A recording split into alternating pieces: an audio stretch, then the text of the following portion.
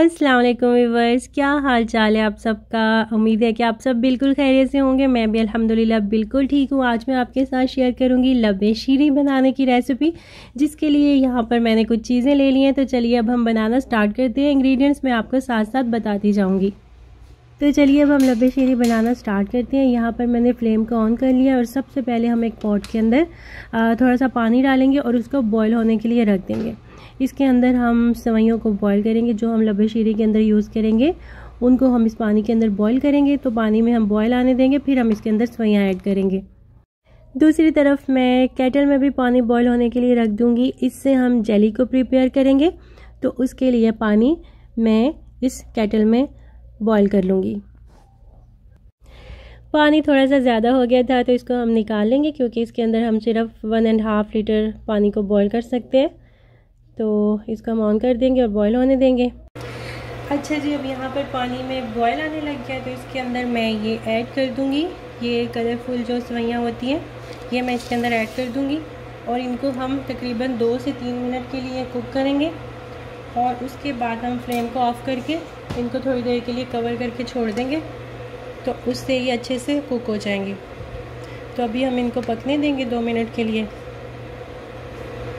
अब हम एक बड़ा पॉट ले लेंगे और उसके अंदर हम ऐड करेंगे 2 लीटर दूध। अगर आप कम बनाना चाहते हैं तो आप 1 लीटर से भी बना सकते हैं। और अगर आपके पास मिल्क पाउडर अवेलेबल है तो आप इसको सिर्फ मिल्क पाउडर के साथ भी बना सकते हैं।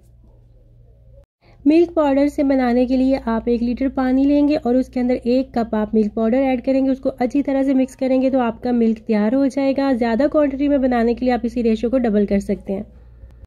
अब हमने क्या करना है कि इसके अंदर हम आधा कप मिल्क पाउडर ऐड कर देंगे, क्योंकि रेस्टोरेंट वगैरह में, होटल्स वगैरह में जो लब्बे शीरी आप खाते हैं वो मिल्क पाउडर से बनाया जाता है। तो इसको बिल्कुल वैसा ही टेस्ट देने के लिए हम इसके अंदर मिल्क पाउडर भी ऐड करेंगे। मिल्क पाउडर ऐड करने के बाद हम इसको अच्छी तरह से मिक्स कर लेंगे ताकि इसमें कोई लम्प्स वगैरह ना बने।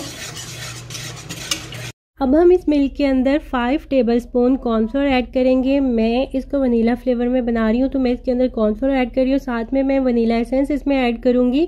आप इसको किसी भी फ्लेवर के कस्टर्ड के साथ बना सकते हैं। स्ट्रॉबेरी फ्लेवर में बना सकते हैं, बनाना में बना सकते हैं, मैंगो में बना सकते हैं। जो आपको फ्लेवर पसंद हो उस फ्लेवर का कस्टर्ड इस्तेमाल करके आप इसको बना सकते हैं। कॉर्नफ्लोर ऐड करने के बाद हम इसको अच्छी तरह से मिक्स कर लेंगे, यहाँ तक कि इसके अंदर कोई भी गुठली वगैरह ना रहे। उसके बाद हम इसको स्टोव पे रख के कुक करेंगे। सेवइयाँ हमारी यहाँ पर हो चुकी हैं, कुक हो चुकी हैं। ये अब हमने क्या करना है, फ्लेम को ऑफ कर देना है और इनको हमने कवर करके थोड़ी देर के लिए ऐसे ही पड़ा रहने देना है। फिर हम बाद में इनका पानी निकालेंगे। इनको मैंने चूल्हे से उतार दिया, तो अभी हम इनको कवर करके थोड़ी देर के लिए इनको पड़ा रहने देंगे ऐसे। चलिए अब हम यहाँ पर कस्टर्ड को पकाएंगे।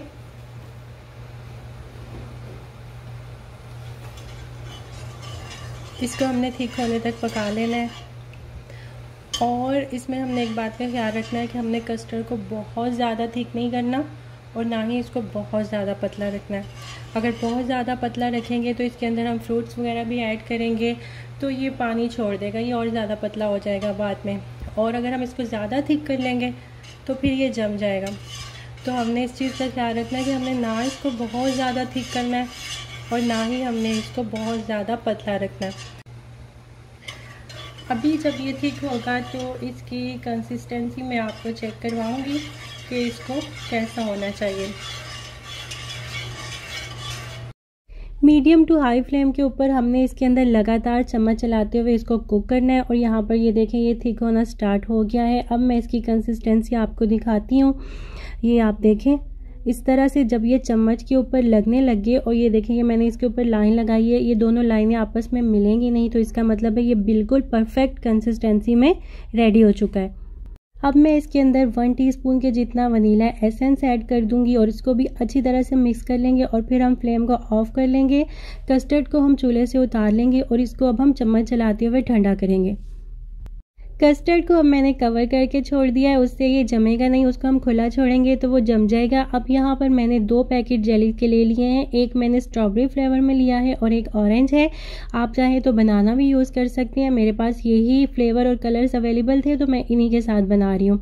और एक पैकेट जेली को मैंने 1 कप पानी के अंदर, गर्म पानी के अंदर अच्छी तरह से मिक्स कर लिया है और इसको अब हम किसी बर्तन में ट्रांसफ़र कर देंगे और इसी तरह हम दूसरी जेली भी प्रिपेयर कर लेंगे और इनको हम रूम टेम्परेचर पे छोड़ देंगे सेट होने के लिए। ये रूम टेम्परेचर पर ही सेट हो जाएंगी और उसके बाद हम इनको फ्रिज में रख देंगे ठंडा होने के लिए। और यहाँ पर हमारा कस्टर्ड भी रूम टेम्परेचर पे आ चुका है, ठंडा हो चुका है। मैंने इसको कवर करके ठंडा होने के लिए छोड़ा था तो उससे ये जमा नहीं। और अब हम इसके अंदर ऐड करेंगे क्रीम। मैं ये एक कैन, ये तकरीबन 170 ग्राम का एक कैन है, ये मैं इसके अंदर ऐड कर दूंगी। आप कोई भी क्रीम इसके अंदर ऐड कर सकते हैं और चाहें तो इसको स्किप भी कर सकते हैं। और इसको मीठा करने के लिए और इसको एक बहुत ही रिच सा फ्लेवर देने के लिए मैं इसके अंदर ऐड करूँगी कंडेंस मिल्क। आप चाहें तो इसके अंदर शुगर भी ऐड कर सकते हैं और शुगर अगर आपने ऐड करनी हो तो जब आप कस्टर्ड को पका रहे हों तभी आप इसके अंदर शुगर ऐड कर दिए अपने टेस्ट के मुताबिक। तो मैंने 2 लीटर दूध से ये कस्टर्ड बनाया है तो मैंने इसके अंदर 2 कैन कंडेंस मिल्क के ऐड किए हैं।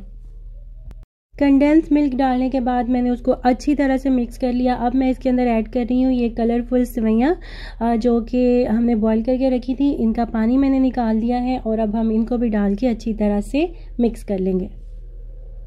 और अब इसके अंदर जाएगा एक फ्रूट कॉकटेल और ये है 400 ग्राम का। इसका हम पहले इसके अंदर जो जूस होता है उसको निकाल देंगे और इसको हम पानी से वॉश कर लेंगे और फिर हम इसको अपने कस्टर्ड के अंदर शामिल करेंगे। तो यहाँ पर मैं इसको वॉश कर लूँगी।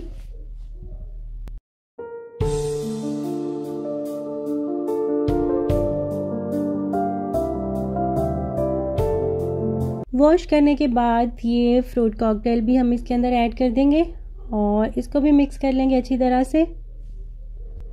और यहाँ पर मैंने 2 बनानास कट कर लिए हैं, वो भी इसके अंदर ऐड कर दिए हैं। इनको मैंने अभी काट के डाला है, पहले से काट के रखेंगे तो ये काले पड़ जाएंगे। और ये अब इसके अंदर जाएगा पाइनएप्पल। ये मैंने तकरीबन 2 पाइनएप्पल के स्लाइस लिए थे, उनको कट करके मैंने डाल दिया है। और अब इसके अंदर जाएंगे मेरे फेवरेट चमचम। मैं तो इनको रसगुल्ले बोलती हूँ लेकिन कुछ लोग इनको चमचम भी बोलते हैं और ये छोटे छोटे साइज़ में होते हैं और डिफरेंट कलर्स में होते हैं ये।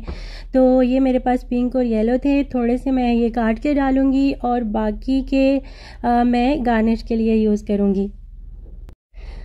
और अब हम इनको अच्छी तरह से मिक्स कर लेंगे। और यहाँ पर मुझे याद आया कि रसगुल्ले तो मेरी जेली के साथ मैच हो गए हैं। जेली भी मुझे येलो और रेड कलर में मिली। एनीवेज अब हम इसके अंदर ऐड करेंगे आइसक्रीम।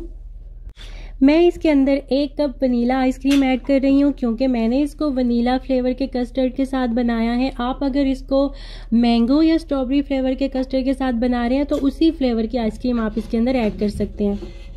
और अब मैंने इसके अंदर ऐड कर दिए हैं बारीक कटे हुए बादाम और पिस्ते और थोड़े से मैंने रखे हैं गार्निश के लिए। इनको भी हम अच्छी तरह से मिक्स कर लेंगे। आइसक्रीम अभी आहिस्ता आहिस्ता इसके अंदर मेल्ट हो जाएगी।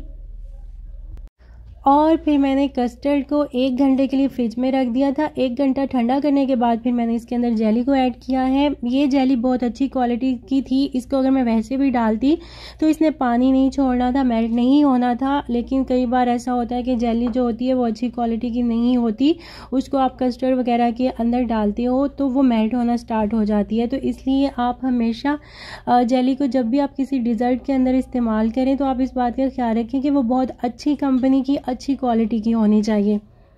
एनीवेज यहाँ पर हमारी ज़बरदस्त सी लबे शीरी तैयार है। इसको मैंने गार्निश कर दिया है जो बाकी की जेलीज बची थी उनके साथ। और अब मैं इसको फ्रीज़र में रख दूँगी ठंडा होने के लिए और जब मैं इसे मेहमानों को सर्व करूँगी तो फिर मैं इसके ऊपर जो बारीक कटे हुए नट्स बचे थे वो और रसगुल्लों के साथ मैं इसको दोबारा से गार्निश करूँगी। तो ये तो थी मेरी आज की रेसिपी। अगर आपको अच्छी लगी हो तो इसको लाइक ज़रूर कर दीजिएगा। अपना ढेर सारा ख्याल रखिएगा और मुझे दुआ में याद रखिएगा। अल्लाह हाफिज़।